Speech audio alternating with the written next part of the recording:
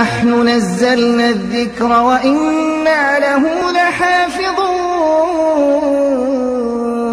এখানে মুসলমান, বাংলাদেশের 94% মুসলমানের দেশ বাংলাদেশ, ওয়াজ প্রেমিকের দেশ বাংলাদেশ, তাকরীর প্রেমিকের দেশ বাংলাদেশ, ওয়াজ নসিহত শোনার দেশ বাংলাদেশ। এই দেশের মানুষ যত ওয়াজ নসিহত করায় আর শুনে, পৃথিবীর কোন দেশের মানুষ শুনে না। আমার ভাইরা ভালো করে শুনে রাখবেন, আজকে স্বাধীন সার্বভৌম বাংলাদেশে বসবাস করি। আমার দেশের কেউ প্রধানমন্ত্রী হয়, কেউ বিরোধী দলীয় নেতা হয়, নেত্রী হয়। আমার দেশের মানুষ বড় জোর গলায় বক্তৃতা দেয়, 30 লক্ষ শহীদের বিনিময়ে বাংলাদেশ স্বাধীন করেছি। কিন্তু স্বাধীনতার মূল ভালো করে শুনে রাখেন, ব্রাজিলের জন্ম না হলে দেশ স্বাধীন হতো না। ইংরেজ এই দেশকে সমবেত বেরাদারান ইসলাম, আল্লাহ তাবারক ওয়া তাআলা আপনাদের এই জনবহুল এলাকার লক্ষ লক্ষ মানুষের মধ্যে থেকে বাছাই করে নির্বাচিত করে আজকের এই জান্নাতের বাগানে আপনাদেরকে হাজির হওয়ার তৌফিক দান করেছেন। এই জন্য সবাই শুকরিয়া আদায় করে বলি আলহামদুলিল্লাহ। আমার বন্ধুগণ, এখন যেখানে বসেছেন এই জায়গাটা জান্নাতের বাগান। যেই জায়গাটা দামি হয় সেই জায়গায় দামি মানুষ বসবাস করে। বাংলাদেশে সবচাইতে বেশি দামি জায়গা হলো বঙ্গভবন। এই বঙ্গভবনের ভিতরে বসবাস করে মাননীয় প্রেসিডেন্ট। এর চাইতে আরেকটু কম দামি জায়গা হইল গণভবন। সেই জায়গায় বসবাস করে মাননীয় প্রধানমন্ত্রী। আর আপনারা এখন বসেছেন জান্নাতের বাগান। বঙ্গভবনের চাইতে জান্নাতের বাগানের দাম 4 ভাগের 1 ভাগ। যে এই জন্য বঙ্গভবন আর গণভবনের কিনারে গেলে দেখবেন ওই জায়গায় সার্বক্ষণিক পুলিশে ভাড়া দেয়। আর এই জায়গাটা যেহেতু ওই বঙ্গভবনের গণভবন চাইতে দাম বেশি, এই জন্য এটার চতুর্দিকে ফেরেশতাদের পাহারা। প্রেসিডেন্ট প্রধানমন্ত্রী যদি কোনো জায়গায় আগমন করে, যেহেতু বাংলাদেশের সর্বোচ্চ সম্মানিত ব্যক্তি, এই জন্য আশেপাশে কোনো বিল্ডিং থাকলে তার ছাদের উপরে পুলিশ থাকে। যদি বিল্ডিং এর ছাদ না থাকে, বাঁশ দিয়া টাওয়ার বানিয়ে সেটার উপরে পুলিশ। ঠিক না? আপনারা এখানে যারা এসেছেন, আপনারা প্রেসিডেন্ট আর প্রধানমন্ত্রীর চাইতেও বেশি দামি। এই জন্য ছাদের উপরে ফেরেশতা নয়, একজন ফেরেশতার কাঁধে আরেকজন উঠে জমিন থেকে আসমান পর্যন্ত পাহারা। সেই পাহাড়ের ভিতরে আপনারা এখন আছেন। যারা মাহফিলের ইন্তজাম করেছেন, সর্বপ্রথম অন্তরের অন্তঃস্থল থেকে আমি আপনাদেরকে ধন্যবাদ ও মোবারকবাদ জানাচ্ছি। তবে আপনারা পেছনে যদি বসার জায়গার ব্যবস্থা করে থাকেন, তাহলে লোকজন আসবেন, আস্তে আস্তে বসবেন। আপনারা যদি কাউকে আদর স্নেহ করে বসাইতে চান, তাহলে জবানটা বন্ধ করে বসাইতে হবে। কথা হবে শুধু এক জায়গা থেকে, যেখানে মাইক লাগে। এরপরেও যদি কারো কথা বলার শখ হয়ে থাকে, তাইলে আমার কাছে আসেন, আমি মাইক ছেড়ে দিয়ে আপনারা দিয়ে কথা বলাবো। কথা বুঝতেছেন? গতকাল আমি চট্টগ্রামে ছিলাম। চট্টগ্রামে জোহরের পরে আমার মাহফিল ছিল চট্টগ্রাম শহরে। এরপরে ছিলাম রাঙ্গুনিয়া, তারপরে কাপ্তাই। কাপ্তাই আমি বয়ান শেষ করেছি রাত্রে 12:30টায়। বাংলাদেশের এক উজ্জ্বল নক্ষত্র, দক্ষিণ পূর্ব এশিয়ার স্বনামধন্য হাদিস বিশারদ, শাইখুল হাদিস, শাইখুল তাফসীর, বাংলাদেশের শ্রেষ্ঠতম ওয়াইজ এবং শ্রেষ্ঠতম খতিব এবং তফসির জগতে যিনি বাংলাদেশের অদ্বিতীয় হযরতুল আল্লাম পীরে কামেল হাফেজ তাফাজ্জুল হক শাইখে হবিগঞ্জি রহমতুল্লাহি আলাইহি গতকাল সন্ধ্যায় ইন্তেকাল করেছেন। আমি সেই কাপ্তাই থেকে আজকে সকালে আমার ফ্লাইট ছিল আসা, ওখান থেকে একটা গাড়ি নিয়ে আমি ডাইরেক্ট হবিগঞ্জ যেয়ে পড়ছি 10.5 ঘন্টা। সকাল 10টায় জানাজা ছিল, সেই জানাজা হইতে হইতে প্রায় 11টা। এরপরে দাফন টাফন শেষ করে ওখান থেকে রওনা হয়ে আপনাদের এখানে এসে বসলাম। এর ভিতরে কালকে 11টার সময় যে শোয়ার থেকে উঠছিলাম এ পর্যন্ত আর শুনতেও পারিনি কোথাও। সারাদিন কোথাও কোনো খাওয়ার সুযোগ হয়নি। এই মাগরিবের নামাজের কিছুক্ষণ পরে নরসিংদীর এক সাইডে এক হোটেলের মধ্যে সামান্য কিছু খাবার খেয়েছি। আমি এখন আপনাদের সামনে যে কথা বলবো সেই শারীরিক শক্তি আমার নাই। এরপরও আলমনগর আমাদের কাছে খুবই পরিচিত। আপনারা যেই যা মনে করেন, আলমনগরের নামটা গোটা বাংলাদেশে আনাচে কানাচে পৌঁছে গেছে। এটার অনেকগুলি কারণ থাকতে পারে, এর মধ্যে একটা কারণ হল হযরত মাওলানা খালেদ সাইফুল্লাহ আইয়ুবী। উনি এই জায়গায় থাকেন। আমি আজকে আলমনগরের এই প্রোগ্রাম অন্তত একটু হাজিরি হইলেও আমাকে দিতে হবে। এই জন্য আপনাদের দাওয়াত, আপনাদের আগ্রহের প্রতি শ্রদ্ধা নিবেদন করে আমি আপনাদের সাথে শুধু একাত্মতা ঘোষণা করা এবং সাক্ষাৎ করার জন্য এসেছি। কথা হবে খুব সংক্ষিপ্ত আলোচনার ভিতরে কয়েকটা বিষয় আমি আপনাদের সামনে বুঝাইতে চাই। একটা হলো আল্লাহ তাবারক ওয়া তাআলা কোরআন কারীমে একটা ঘোষণা করেছেন বড় চমৎকার। আল্লাহ বলেছেন লাকাদ মান্নাল্লাহু আলাল মুমিনিন, মুমিন তোমাদেরকে আমি সবচাইতে বড় একটা ইহসান করেছি এবং সর্বোচ্চ একটা নিয়ামত দান করেছি। এখন আল্লাহ পাক নিয়ামত দিয়েছেন আমাদেরকে অগণিত, অসংখ্য। কোরআনে কারীমে আল্লাহ পাক নিজেই ঘোষণা করেছেন ওয়া ইন তাউদ্দু নি'মাতাল্লাহি লা তুহসুহা। আল্লাহ বলেন আমি যে নিয়ামত তোমাদেরকে দান করেছি, বর্তমান পৃথিবীতে এখন আর কাগজে কলমে হিসাব হয় না। হিসাব করার জন্য অত্যাধুনিক অনেক মেশিন আবিষ্কার হয়েছে। প্রত্যেকের পকেটে মোবাইল দিয়ে এখন হিসাব হয়। বাজার বন্দরে যাবেন, তরকারির বাজার বলেন, মাছের বাজার বলেন, সেখানে গেল অক্ষর চিনে না, কিন্তু তারপরেও মোবাইল টিপা জানে। আজকাল মেশিনের মাধ্যমে হিসাব হয়।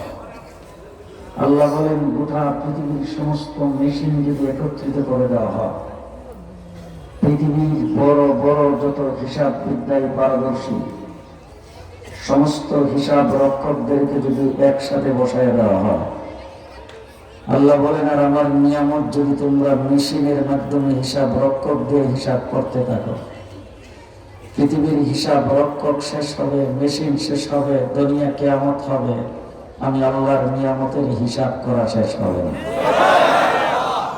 এত নিয়ামত যে আল্লাহ পাক আমাদেরকে দান করেছেন, এই নিয়ামতের ভিতরে আল্লাহ বলেন সবচাইতে বড় নিয়ামত আর সবচাইতে বড় ইহসান একটা তোমাদেরকে করেছে। সেই একটা কোনটা? এখন যদি আল্লাহকে জিজ্ঞেস করি, আল্লাহ তুমি তো আমাদেরকে গঠন করেছো বড় সুন্দর করে, সেই সুন্দরটাকে ইহসান? আল্লাহ বলেন না, সেটাও না। বলে তাইলে এত সুন্দর জবান দিয়েছ কথা বলার জন্য, সেটা কি সবচাইতে বড় নিয়ামত? বলে এটাও না। বলে তাইলে চোখ দিয়েছ দেখার জন্য, এটা কি সবচাইতে বড় নিয়ামত? বলে না, এটাও না। বলে কান দিয়েছ শোনার জন্য, এটা কি নিয়ামত? বলে না, এটাও না। তাহলে ব্রেন দিয়েছ আমাদেরকে সবকিছু বোঝার জন্য, যা দিয়ে আমরা দেশ চালাই, রাষ্ট্র চালাই, এটা কি নিয়ামত? বলে না, তাও না। তাইলে আমাদেরকে সুন্দরী বিবি দিয়েছ, এটা নিয়ামত? বলে তাও না। মা বাবার মহব্বত দিয়েছ, এটা নিয়ামত? বলে তাও না। রং বেরঙ্গের খাদ্য খাবার দিয়েছ, এটা নিয়ামত? বলে তাও না। তাইলে আমাদেরকে মাটির নিচে, আমাদেরকে এই জমিন পায়ের নিচে দিয়েছ, ওইখান থেকে ফল ফলাদি তৈরি হয়, এটা নিয়ামত? বলে তা, এটাও না। তাইলে আমাদেরকে সৃজনী বৃষ্টি দিয়ে আমাদের জন্য তুমি রহমত নাজিল করো, এটা নিয়ামত? আল্লাহ বলেন এটাও না। এবার আল্লাহকে একটা একটা করে জিজ্ঞেস করার পরে জিজ্ঞেস করেন, আল্লাহ তাইলে কোনটা সবচাইতে বড় এহসান আর সবচাইতে বড় নিয়ামত? আল্লাহ বলেন, ইসবাসা ফীহিম রাসূলুম মিন আনফুসিহিম, তোমাদেরকে নবী মুহাম্মদুর রাসূলুল্লাহ তোমাদের জন্য নবী হয়ে তোমাদেরকে সেই নবীর উম্মত বানাইয়া সবচাইতে বড় নিয়ামত দান করে। যত নিয়ামত আল্লাহ পাক দান করেছেন, সবচাইতে বড় নিয়ামত হলো আমরা বিশ্ব নবীর উম্মত। প্রত্যেকটা মানুষ যার যার কাছের লোকটাকে চিনবেন, যদি কথা না বলে মনে করবেন সে অন্য দলের মানুষ। একজন চুপ করে বসে থাকতে পারবেন না, কথা বলতে হবে।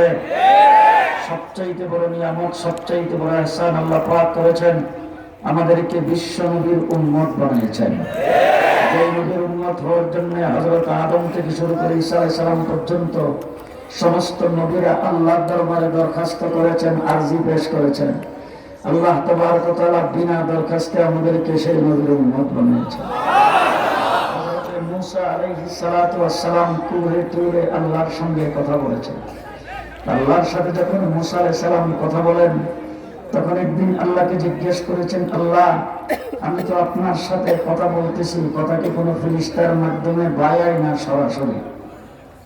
আল্লাহ পাক বলেন, মূসা আমি তোমার সাথে সরাসরি কথা বলতেছি।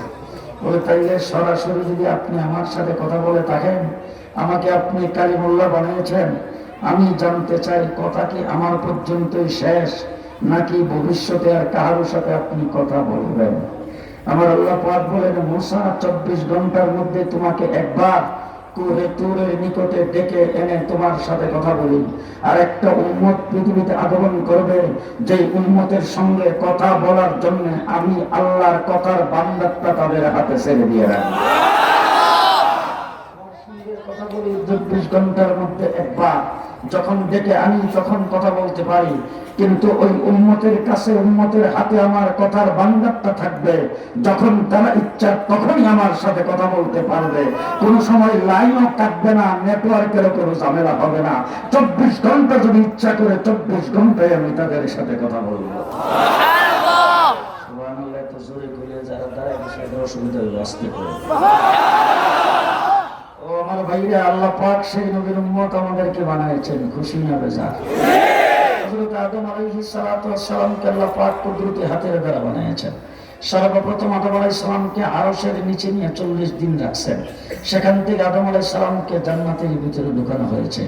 জান্নাতে আদম বসবাস করে আল্লাহকে জিজ্ঞেস করেছেন, আল্লাহ তোমার নামের সাথে একটা নাম দেখলাম, সেই নামটা তো চিনলাম না, বুঝলাম না। আল্লাহ জিজ্ঞেস করেছেন, আদম কোথায় দেখেছ? বলে আমাকে যখন আরশের ছায়া, আরশের নিচে আনা হয়েছে, তখন আরশের দিকে তাকায় দেখি লা ইলাহা ইল্লাল্লাহ, তার সাথে মুহাম্মদুর রাসূলুল্লাহ লেখা। আমাকে যখন ফেরেশতারা আরশের নিচ থেকে আনতে গেছে, তখন ফেরেশতাদের কপালের মধ্যে দেখি লেখা লা ইলাহা ইল্লাল্লাহ মুহাম্মদুর রাসূলুল্লাহ।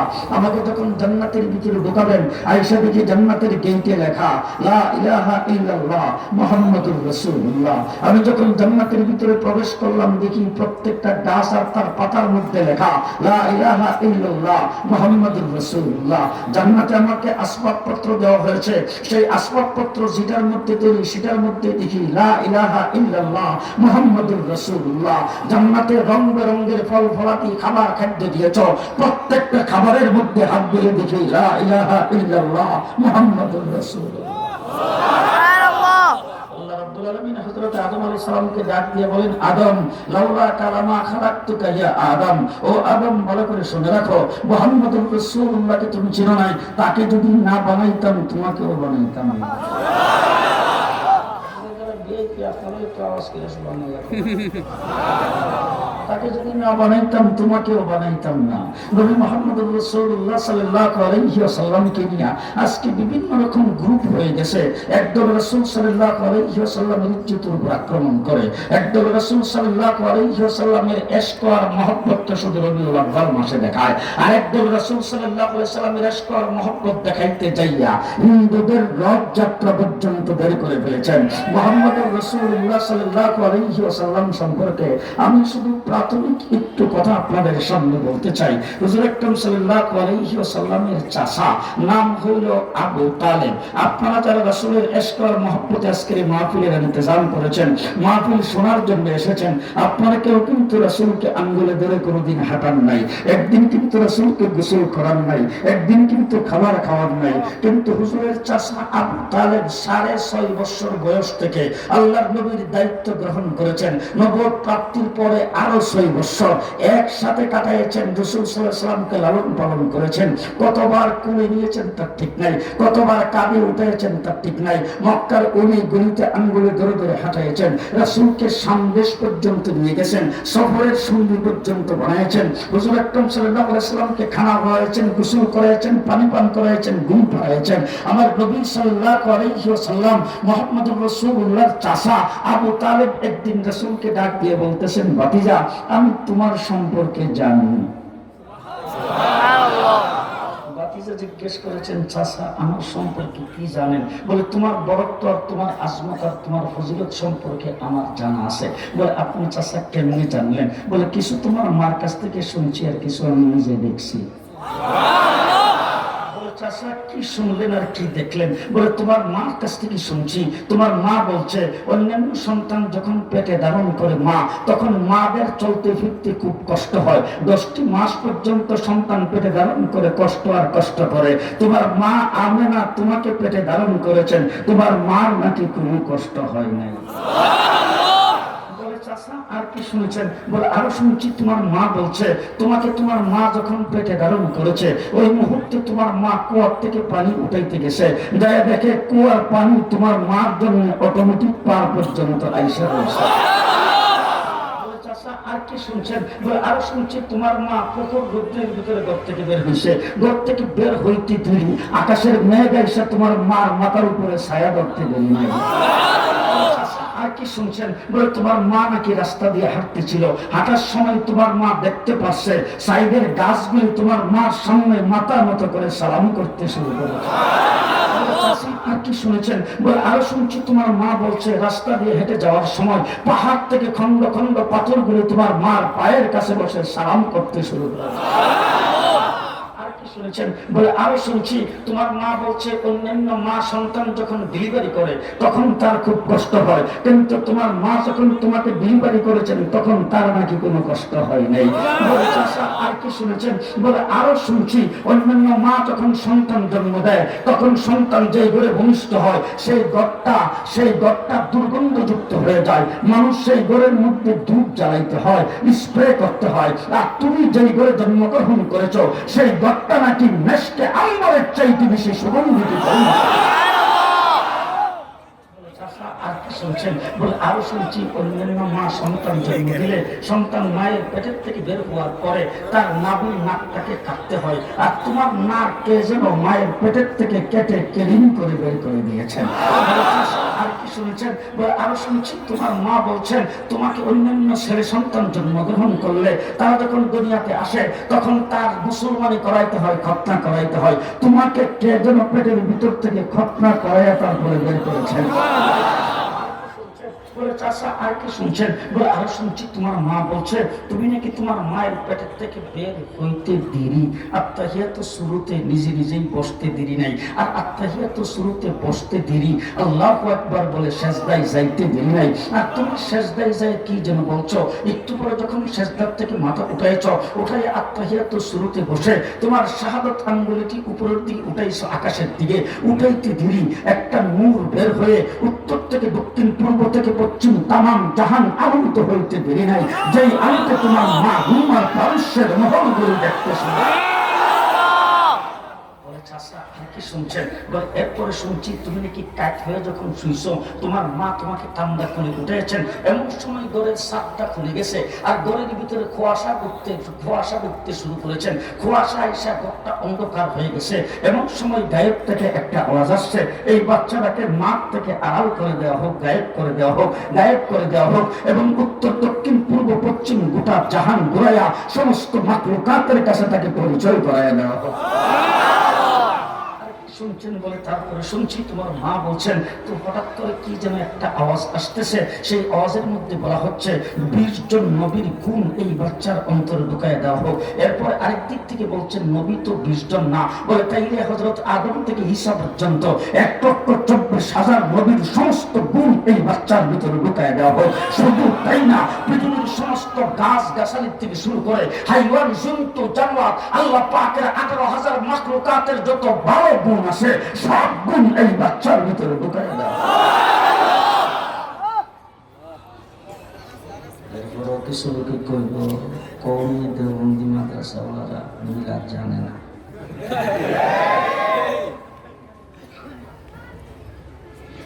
আমরা কিন্তু 14 টাকা দামের মিলাদের বই ফিরে মিলাদ শিখি না, আমরা 30 পারা কোরআন দিয়ে মিলাদ শিখি। বলে চাচা আর কি শুনছেন? বলে আরেকটা আমি নিজে দেখছি। বলে চাচা কি দেখলেন? বলে তুমি শুভ সাদেকের সময় জন্মগ্রহণ করেছিলে, এরপরে যখন সূর্য উদিত হয়েছে তখন সূর্যের তাপ যেন তোমার শরীরে না লাগে এই জন্য আমরা তোমাকে ঘরের ভিতরে রাখছি।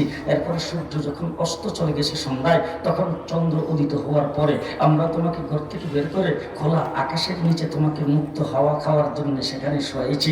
তখন তুমি হাত পাগুলি এইভাবে নাড়তেছিলে আর একটু কান্না করতেছিলে। এমন সময় আমি দেখতেছি চাঁদটা তোমার দিকে আসতেছে। যখন কাছাকাছি চলে আসছে আমি মনে মনে ভাবছি তোমার উপরে আবার চাঁদ আইসা পড়িয়া যায় কিনা, এই জন্য আমি জোরে চিৎকার করে ফেলেছি। এমন সময় হঠাৎ করে তাকাইয়ে দেখি চাঁদ তোমার উপরে পড়ে নাই। তুমি যে হাত পা গুলি নাড়তেছ, তোমার হাত পাওয়ার নাড়ার সাথে চাঁদ খেলা করতে শুরু করে।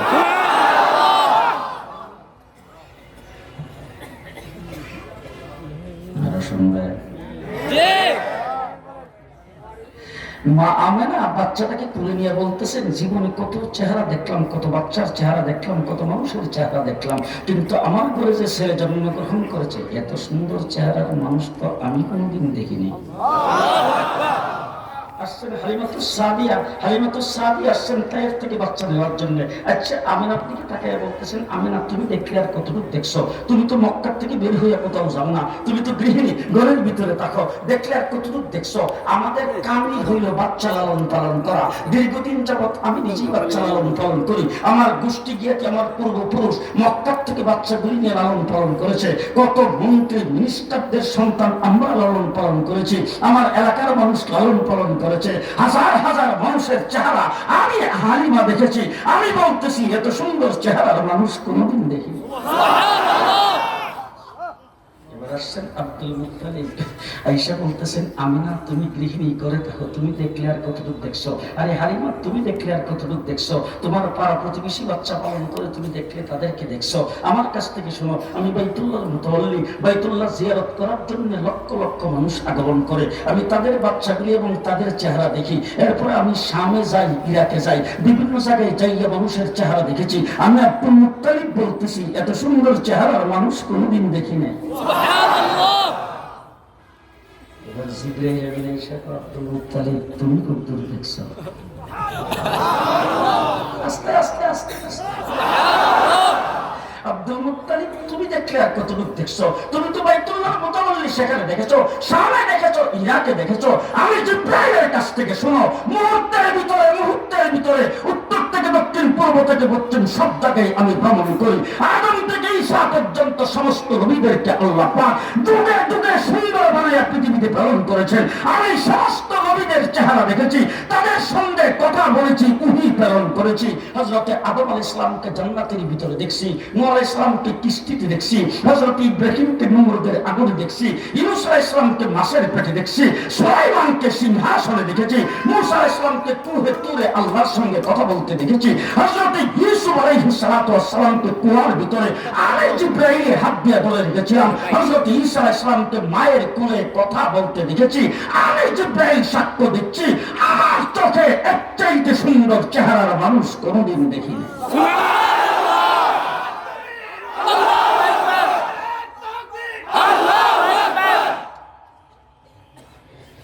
আল্লাহ ডাক দিয়ে কয় জিবরাইল দেখবে কোত্থেকে?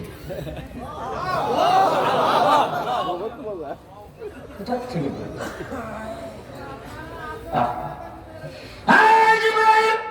দেখার তো কোনো প্রশ্নই আসে না, তুই কোথায় থেকে দেখবে? সমস্ত নবীদের চেহারা দেখছো, তামাম সৃষ্টি জগতের ভিতরে সবাইকে দেখছো, দেখবে কোথায় থেকে? ভালো করে শুনে নেয়, মুহাম্মদের চাইতে সুন্দর কাউকে আমি বানাই নাই।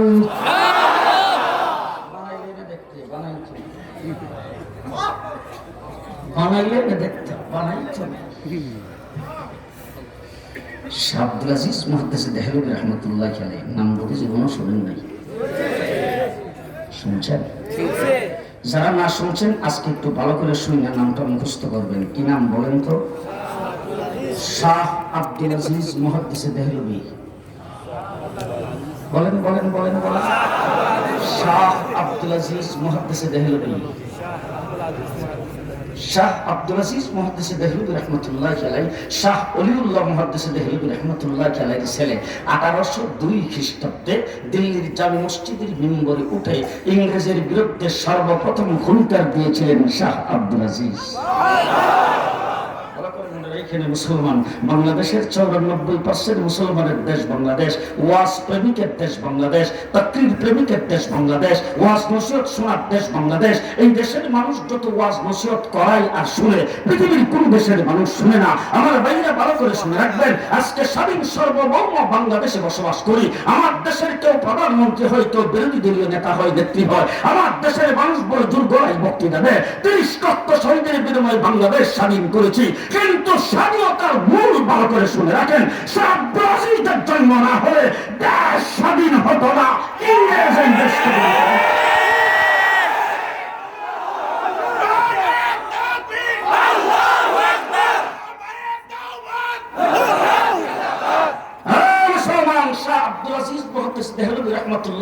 সর্বপ্রথম ইংরেজদের বিরুদ্ধে ফতোয়া দিয়েছেন। তারপরে পরের 200 বছর এই দেশে টুপি দাড়িওয়ালা যুদ্ধ করে ইংরেজকে দেশ থেকে বিতাড়িত করেছেন। স্বাধীনতা সর্বপ্রথম মেনেছেন। শুধু বাংলাদেশ নয়, গোটা ভারত স্বাধীন করেছি আমরা। সবাই বলবেন আজকে মিস্টার মোদি সাহেব,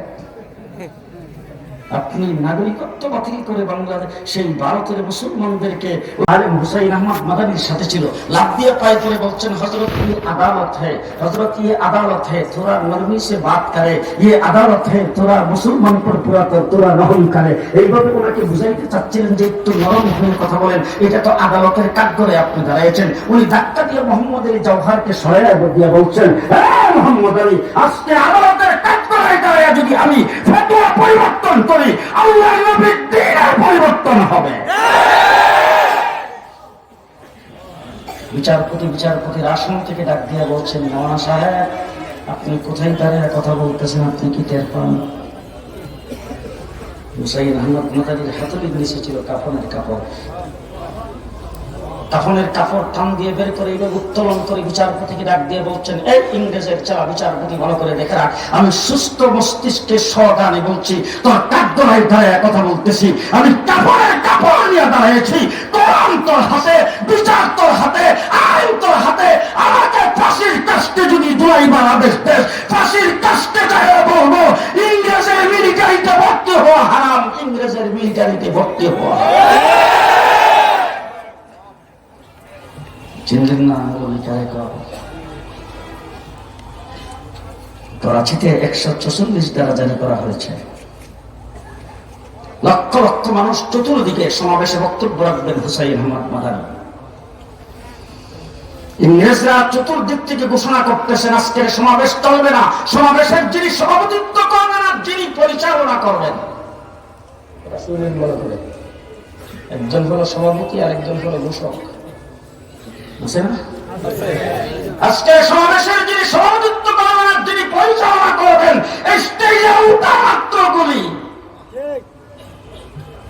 হুসাইন আহমদ মাদানী চাইয়া লাভকে স্টেজে উঠে মাইকের সামনে দাঁড়িয়ে বললেন, আমি আজকের মাহফিলের সভাপতি এবং আমি পরিচালক। স্টেজের মধ্যে উঠে এই আস্তিনের বোতামটা টান দিয়ে খুলে তারপরে বুক টান করে সেই কথা বলেছিলেন। ওই যে বোতাম খুলছিলেন আর কি, ওলামায়ে কেরাম এখনো বোতাম লাগায় না। এই যে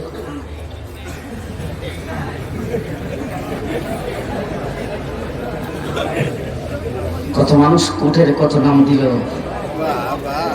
ওলামা কোট।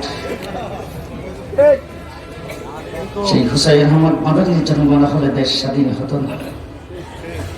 মাহমুদুল হাসান দেওবন্দির জন্ম না হলে দেশ স্বাধীন হতো না। আকিবুল উম্মতের জন্ম না হলে দেশ স্বাধীন হতো না। জাফর আহমদ উসমানী আর শিববে আহমদ উসমানীর জন্ম না হলে দেশ স্বাধীন হতো না। ও আমার ভাইরা, ভারত আমাদের, বাংলাদেশ আমাদের,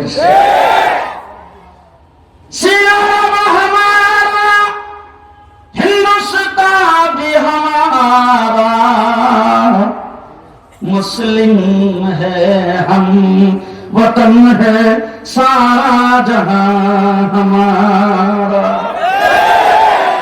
আজকে বাবরি মসজিদের জায়গায় রাম মন্দির নির্মাণ করবেন মিস্টার মোদী সাহেব, হয়তো ক্ষমতার জোরে, প্রশাসনের জোরে, বন্দুকের জোরে, অস্ত্রের জোরে বাবরি মসজিদের জায়গায় রাম মন্দির নির্মাণ করতে পারেন, কিন্তু জেনে রাখেন এই রাম মন্দির একদিন ভেঙে চুরমার করে মুসলমান শহরে মসজিদ নির্মাণ করেই ছাড়বে।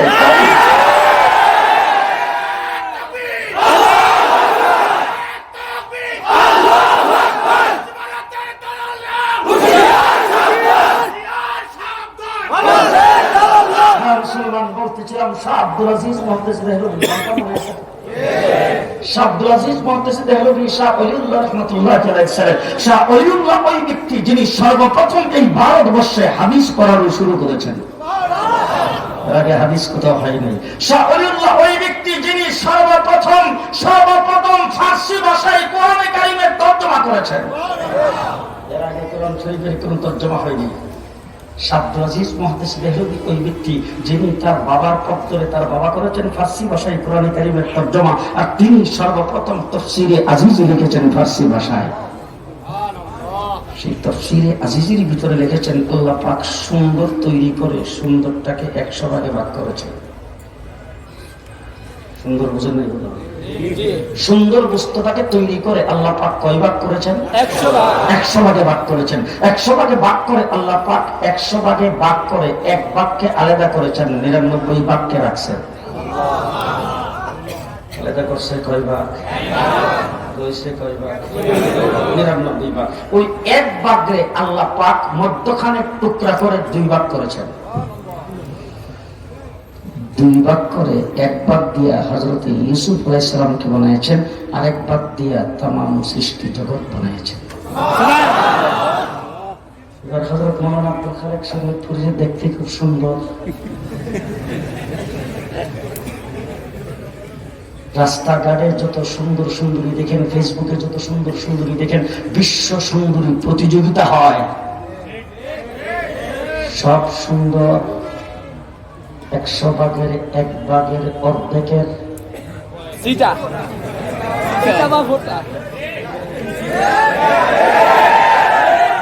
আর একা ইউসুফ অর্ধেক।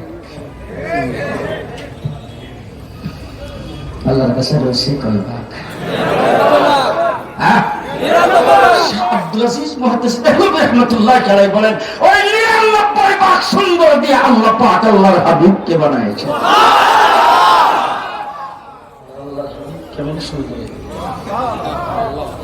জি। হযরত ইউসুফ আলাইহিস সালামকে যারা দেখছে হাতের আঙ্গুল কাটছে,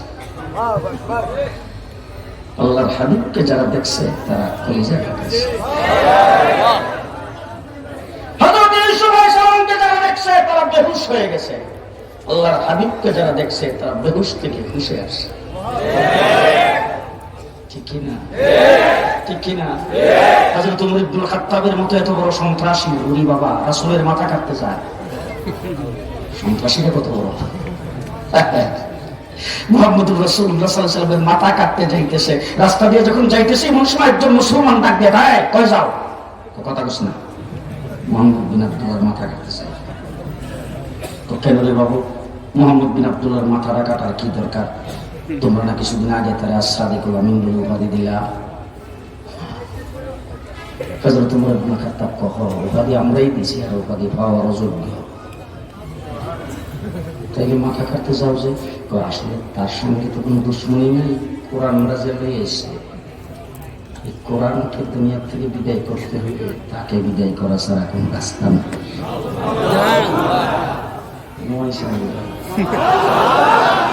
যে ইমাম সাহেব হুজুর আপনি সাংঘাতিক ভালো মানুষ, হাদিয়া তোফার অভাব নাই, নতুন গাছের ফলটা ফাটলে ওনারা খাওয়ায়, নতুন মুরগিটা জবাই করলে ওনারা দাওয়াত দিয়ে খাওয়ায়, তারপরে নতুন মুরগির ডিম পারলে ওনারা খাওয়ায়, এরপর আইতে একবার যাইতে একবার সালাম, রাত্রে 9টা 10টার সময় হুজুরের ডেকে তুললে সালাম বলে। হুজুর আপনি একটা সালাম না দিয়ে রাত্রে ঘুমোই হয় না। যেই মেম্বরে বৈশা খালি কোরআনের আইনের কথায় খতিব সাহেব বলছেন, মসজিদ থেকে বাইরে কেউ খতিব সাহেব রাজনীতি শুরু করে দিন।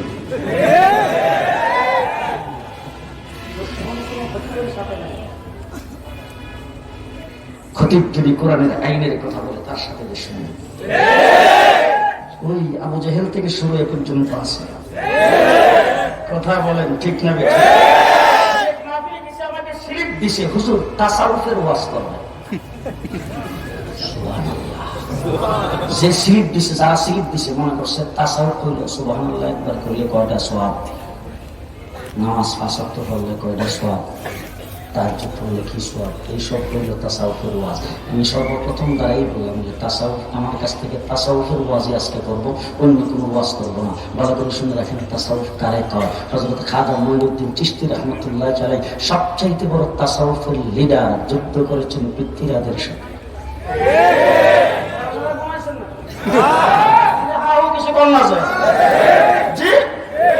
খাজা মঈনুদ্দিন চিশতির নামে ডেক বসাও যারা তারা শুনে রাখো, আমাদের সিলসিলার বড় পীর খাজা মঈনুদ্দিন চিশতি রাহমাতুল্লাহ আলাইহি আধ্যাত্মিক জগতের রাহবার যুদ্ধ করেছেন পৃথ্বীরাজের সাথে। শাহজালাল থেকে বড় মরার ফরদি গুরু সাগর এটা কবর, এর ফরদি গুরু সাগরের অভাব নাই। ঘটনা কি? এত বড় পীর যিনি মরার ফল গুরু সাগর দৌড়া তিনি যুদ্ধ করেছেন তার রাজা দৌড় গোবিন্দের বিরুদ্ধে। বাংলাদেশ নয়, বর্তমান বিশ্বে সবচাইতে পীরানির যে সিলসিলা গুলো চলতেছে হক্কানি পীরের সিলসিলা, সেই সিলসিলার মধ্যে 3টা সিলসিলা চলছে যারা সুন্নতের উপর একবারে খাঁটি ভাবে প্রতিষ্ঠিত। শেখ জাকারিয়া রহমতুল্লাহ আলাইহির সিলসিলা, একটা হলো হুসাইন আহমদ মাদানীর সিলসিলা, আরেকটা হলো হাকিম মোহাম্মদ আশরাফ আলী তানভীর সিলসিলা। এবার শুনে রাখেন তিনটার গুড়া কোথায় ভালো করে শুনে রাখেন, গুড়া কোথায় ভালো করে শুনে রাখেন। হযরত শেখ জাকারিয়া রাহমাতুল্লাহ আলাইহি হলেন খলিল আহমদ সাহরানপুরি রাহমাতুল্লাহ আলাইহির খলিফা। খলিল আহমদ সাহরানপুরি রাহমাতুল্লাহ আলাইহি তিনি হলেন রশিদ আহমদ গঙ্গোহীর খলিফা। রশিদ আহমদ গঙ্গোহী হাজী আমদাদুল্লাহ মহাজের মুফতির খলিফা।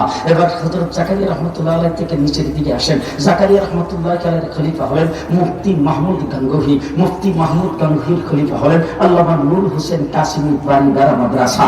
এবার আসেন আরেকটু অন্যদিকে যাই, আমাদের শেখ মুর্শিদ হযরত শেখ দৌনা হযরত মিজানুর রহমান, প্রফেসর মিজানুর রহমান চৌধুরী, আমার শেখ মুর্শিদ হযরত মাওলানা আব্দুল খালেক শরীয়তপুরী সাহেবের শেখ মুর্শিদ, আপনাদের হযরত মাওলানা খালেদ সাইফুল্লাহ আইয়ুবীর শেখ মুর্শিদ। আমাদের এক শেখ হলেন হযরত মিজানুর রহমান চৌধুরী দৌনা, তিনি খলিফা হলেন হযরত শেখ আবরারুল হক সাহেব হাদ্দবির হযরত। হাজরবির হযরত খলিফা হলেন হাকিমুল উম্মত আশরাফ আলী থানভী। হাকিমুল উম্মত আশরাফ আলী তালবী রাহমাতুল্লাহ আলাইহি উনি খলিফা হলেন হাজী আমদাদুল্লাহ মুহাজিরে মক্কি। পুরা পর্যায়ের মিলে ভালো করে দেখেন। এরপরে আমার আরেক শেখ হলেন হযরত মাওলানা আহমদ শফি দামাত বারাকাতুহুম, হাটাজারি মাদ্রাসার যিনি পরিচালক। আল্লামা আহমদ শফি দামাত বারাকাতুহুমের খলিফা হযরত মাওলানা খালেদ সাইফুল্লাহ আইয়ুবী, আব্দুল খালেক শরীয়তপুরী। আমাদের আরেক শেখ হুসাইন আহমদ মাদানী রাহমাতুল্লাহ আলাইহি খলিফা আল্লামা আহমদ শফি, হুসাইন আহমদ মাদানী রশিদ আহমদ গঙ্গোহীর খলিফা, রশিদ আহমদ গঙ্গোহী হাজী আমদাদুল্লাহ মুহাজিরে মক্কি। হাজী আমদাদুল্লাহ মুহাজিরে মক্কি সব পীরের ঘুমাইছে। লাল শালু কাপড় পরলেও পীর হয়, সলার সব ফিরলেও পীর হয়, সব কাপড় খুলে ফেললেও পীর হয়, একদম খুলে ফেলছে এটাও পীর। হাই হাই হাই, স্বপ্নে পাওয়া পীর। কত পীর যে বাংলাদেশে দেখলাম। পীরের গুণা কোথায়? সাইয়্যিদুত তায়েফা হযরত হাজী আমদাদুল্লাহ মুহাজিরে মক্কি জীবনে আপনার সুন্নত ছাড়ার কল্পনাও কোনোদিন করে নাই, তাসাব্বুরও কোনোদিন করে নাই। মুখের ভিতরে দাঁত একটাও নাই। মক্কা শরীফে যখন ছিলেন শেষ বয়সে তিনি ইন্তেকাল করেছেন, মক্কায় দাফন করা হয়েছে জান্নাতুল মুআল্লার মধ্যে। সেই হাজী আমদাদুল্লাহ মুহাজিরে মক্কি দাঁত মুখের ভিতরে একটাও নেই, মিসওয়াক লইয়া কয়েকজনে জিজ্ঞেস করতেছে, মুখে দাঁত নাই একটাও, মিসওয়াক করেন কই? উনি দাঁত দিয়ে কয়ে, বেটা দাঁত নাই এই জন্য কি নবীর সুন্নত ছেড়ে দিন? যে কথাটা বলতে চাই, হাজী আমদাদুল্লাহ মুহাজিরে মক্কি শামের যুদ্ধের নেতৃত্বে ছিলেন, ইংরেজের বিরুদ্ধে যুদ্ধের ময়দানে ছিলেন। তাসাউফের ওয়াজ শুনবা, আমার কাছ থেকে শোনো। হযরত হাজী আমদাদুল্লাহ মুহাজিরে মক্কি রাহমাতুল্লাহ আলাইহির বিরুদ্ধে ওয়ারেন্ট জারি হয়েছে, আর তিনি মক্কা শরীফে রওনা করেছেন। যাইয়া এক বাড়িতে আশ্রয় গ্রহণ করেছেন ওনার মুরিদ। ওই লোকটা গুড়া খাওয়াতো, খুব বড় বড় বিরাট বড় গোড়ার ঘর আছে।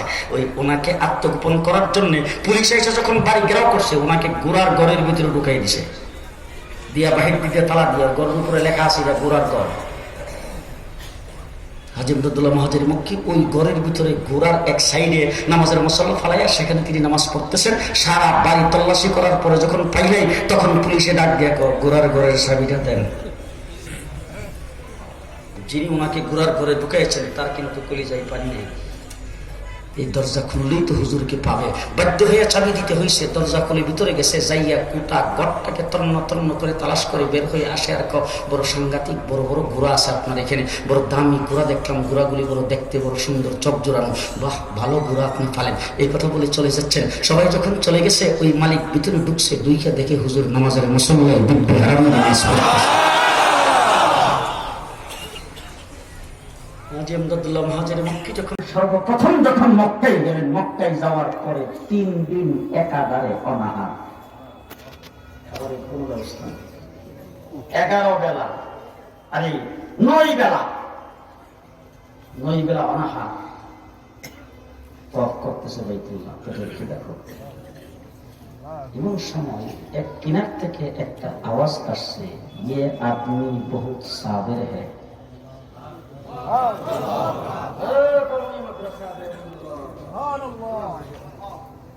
এক কোণ থেকে আওয়াজ আসছে, ইয়ে আদমি বহুত সাবের হ্যায়। আরেক সাইড থেকে আওয়াজ আসছে, और थोड़ा बाकी है, और थोड़ा बाकी है। হাজী আমদাদুল্লাহ মুহাজিরে মক্কি রাহমাতুল্লাহ আলাইহি বলে, ওই আওয়াজ যখন শুনছি তখন আমার মনে হয়েছে 9 বেলা না, আরো কিছু থাকতে হবে, আরো কিছু বাকি আছে। এরপরে বলেন, এরপরে যখন 3 বেলা সবর করছি, কাউকে কিছু বলিনি, কিছু চাই নাই।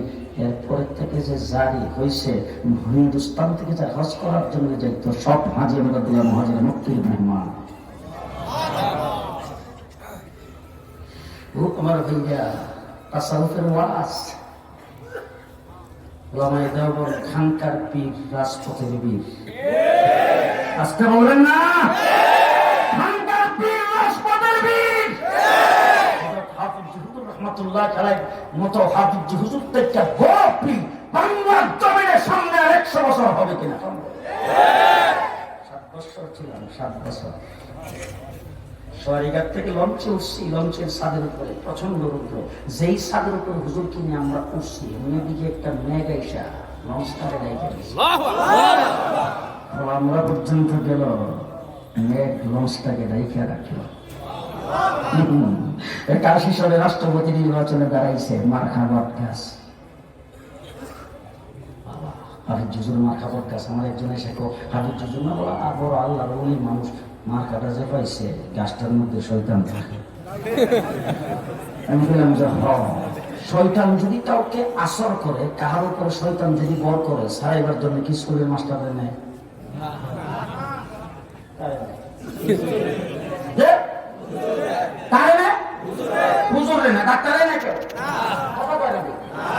তাই সেই হুজুরদেরকে শয়তান আসর করলে সারাইবার জন্য নেয়। এই হুজুরদের বড় হুজুর হাবিব হুজুর মার্কা পাইছে বটগাছ। প্রেসিডেন্ট হইতে পারলে বাংলাদেশের গাছের থেকেই শয়তান দৌড়িয়ে দেওয়া হবে, রাখা হবে না।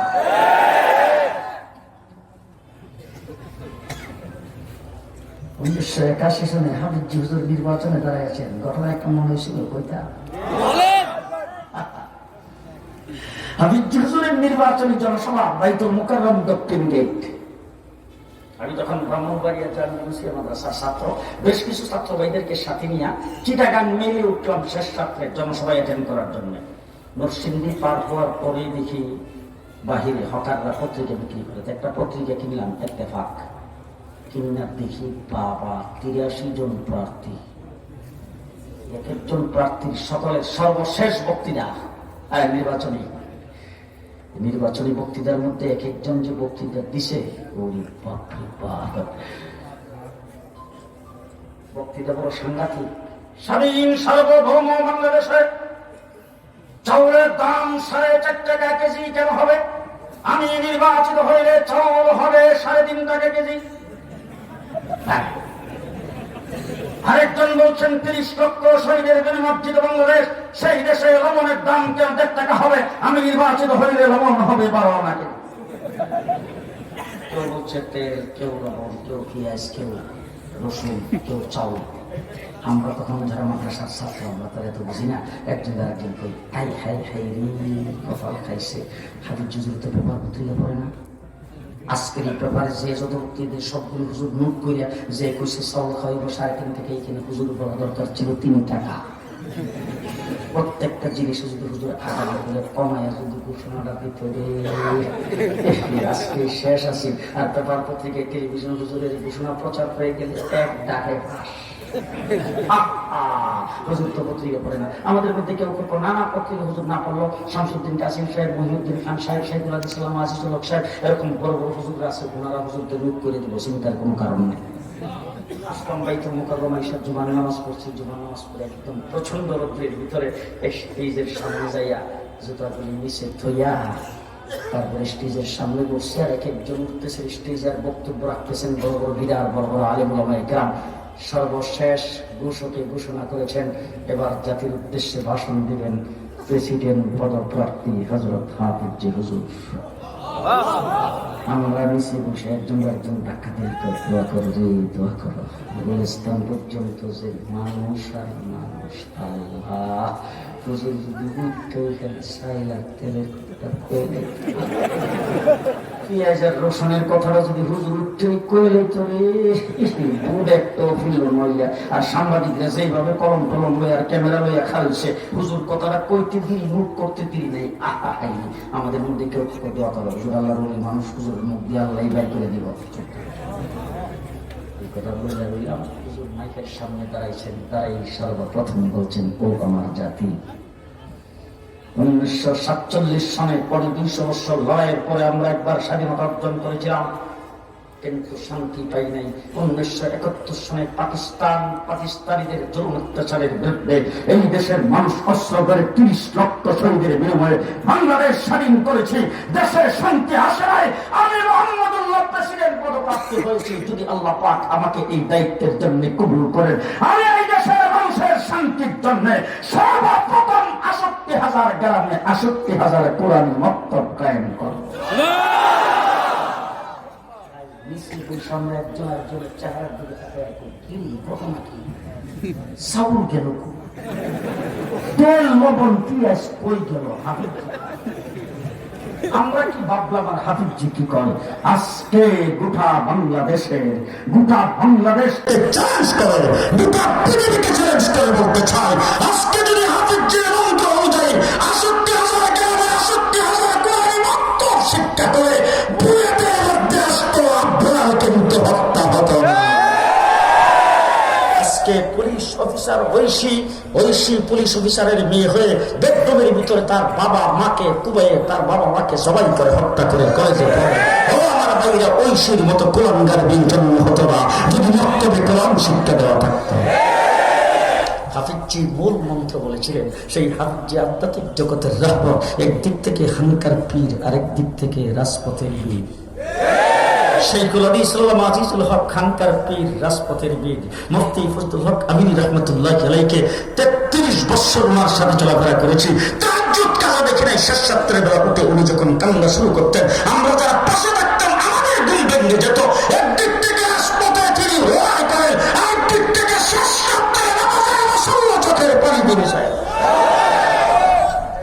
ও আমার ভাইরা, শেষ কথা বলতে চাই, রাসূলকে মহব্বত করেন কতদূর,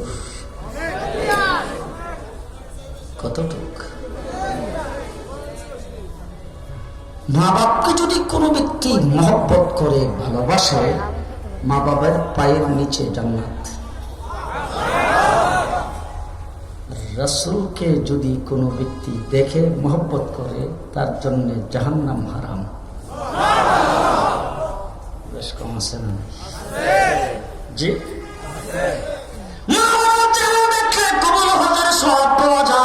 আল্লাহর নবী চেহারা দেখলে জাহান্নাম হারাম হয়ে যায়। বেশ কম আছে। এই জন্য মা বাবার চাইতে রাসূলকে আস্তে কর সন্তান থেকে রাসূলকে। জি জি, আমার নবী মুহাম্মদুর রাসূলুল্লাহ সাল্লাল্লাহু আলাইহি ওয়াসাল্লামের স্ত্রী উম্মাহাতুল মুমিনিন হযরত উম্মে হাবিবা আবু সুফিয়ানের মেয়ে। আপনারা আমার দিকে খেয়াল আছে তো? তাহলে বড় নদীকে তাকান কি? আব্দুল তো বসাই আছে, সামনে ওয়াস্ত করবেন, দীক্ষা ফেলাইছেন যখন সামনে বসাতে এত হুস্ত লাগে, এত লাভ কইতাম নি? আবু সুফিয়ানের মেয়ে আবু সুফিয়ান, যিনি বদরের যুদ্ধের নেতৃত্ব দিয়েছেন, উহুদের যুদ্ধের নেতৃত্ব দিয়েছেন, কাফেরদের পক্ষে যিনি খন্দকের যুদ্ধে প্রধান সেনাপতি ছিলেন, সেই আবু সুফিয়ানের মেয়ে হযরত উম্মে হাবিবা রাসূলুল্লাহ সাল্লাল্লাহু আলাইহি ওয়াসাল্লামের স্ত্রী উম্মাহাতুল মুমিনিন। আবু সুফিয়ান আসছেন মদিনাতে রাসূল সাল্লাল্লাহু আলাইহি ওয়াসাল্লামের সঙ্গে সুলহ হুদাইবিয়ার বিষয় নিয়ে আলোচনা করার জন্য। আয়েশা সর্বপ্রথম মেয়ের ঘরে গেছে, যাইয়া যখন ঘরে আওয়াজ দিছেন দরজায়, দরজাটা খুলছে, খুইলা দেখে বাপ মেয়ের ঘরে ঢুকছে। তো মেয়ে মনে করি ঢুকছে, ঢোকার সাথে সাথে আল্লাহর নবী যে বিছানাটার মধ্যে বসতেন, ওই বিছানার উপর যে চাদর আর তুষক বিছানো ছিল, এইগুলি টান দিয়ে সরাইয়া খালি বিছানাটা দিছে বলতো। আবু সুফিয়ান চোখ রাঙিয়ে ডাক দিয়ে বলে, তুই এরকম হইলে কবে থেকে? আমি তোর বাবা, তুই আমার মেয়ে। আমি ঘরে আসছি, তুই নরম বিছনা সুন্দর করে ভালো চাদরটা আমার জন্য সুন্দর করে বিছাইয়া বাপকে শ্রদ্ধার সাথে বসতে দিবে, তুই দিয়ে আমার দেখা বিছনাটা ওইখান থেকে উঠে নিলে তুই এরকম হইলে কবে থেকে?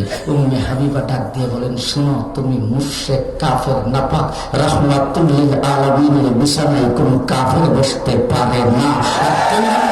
বাবা, ভালো করে জেনে রাখো, তোমার বাবার চাইতে অধিক পরিমাণে মহব্বত মুহাম্মদুর রাসূলুল্লাহর আমার অন্তরে। আবু বকর সিদ্দিকের নাম শুনছেন?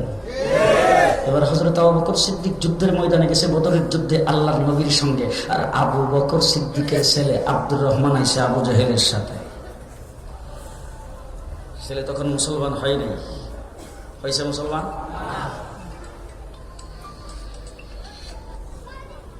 হয়েছে মুসলমান? মুসলমান হয়নি। ওই সময় আসছে আয়েশা, যুদ্ধের ময়দানে দুজন যুদ্ধে নামছে। আবু বকর সিদ্দিক কার পক্ষে?